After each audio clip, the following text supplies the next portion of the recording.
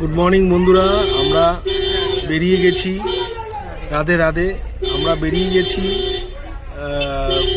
বারসানা, নন্দগাঁও, কোকিলাবেন আর গোবর্ধন পর্বতের জন্য। আমার সঙ্গে স্ত্রী আছে, মেয়ে আছে, এই যে বড় মেয়ে আছে, বাবাও আছে সামনের দিকে। আমরা বেরিয়ে গেলাম। এখন 9:10 বাজে।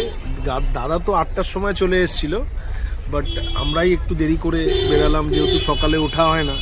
আর লাস্ট দুদিন যা হেঁটেছি তাতে প্রচণ্ড কষ্ট হয়েছে, তো তার জন্য এই উঠে আমরা এই বেরালাম। আমরা এখন যাচ্ছি, প্রথমে যাচ্ছি কোকিলাবেন। কোকিলাবনে গিয়ে আপনাদের সমস্ত রকম ডিটেলস আমি দিচ্ছি। দেওয়ার পর আমরা যাব হচ্ছে বারসানার দিকে। তো প্রথমে আমরা যাচ্ছি হচ্ছে কোকিলাবেন। এই হচ্ছে বনের, এখান থেকে বাঁকে বিহারী মন্দির চলে গেছে এই ডান দিকটা দিয়ে। এই হচ্ছে রাস্তা।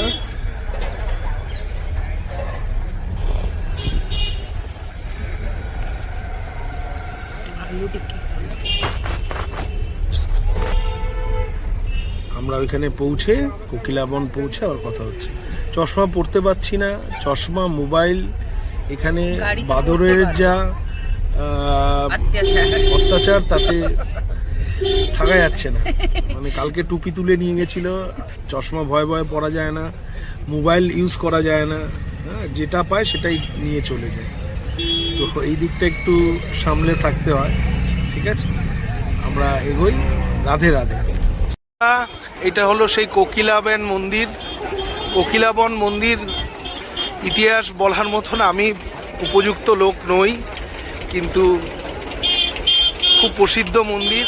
আসবেন, খুব ভালো মন্দির। মনোবাসনা পূর্ণ হবে, সংকট কাটবে, এই সেই মন্দির। এই হচ্ছে মন্দিরের পুরো এলাকা।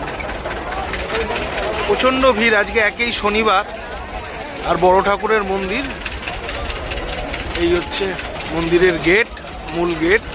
এই মন্দিরে ঢুকছি।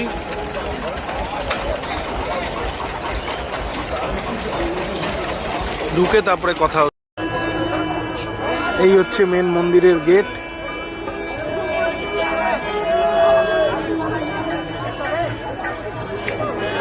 বন্ধুরা, এখানে যে পুজো দেওয়া হয়, সেই পুজোটা দেওয়া হয় হচ্ছে, যে প্রসাদটা বা যেটা দিয়ে পুজো দেওয়া হয় সেটা হচ্ছে শুধু এই যে এখানে সব সর্ষের তেল বড় বড়, আমিও নিয়েছি সর্ষের তেল।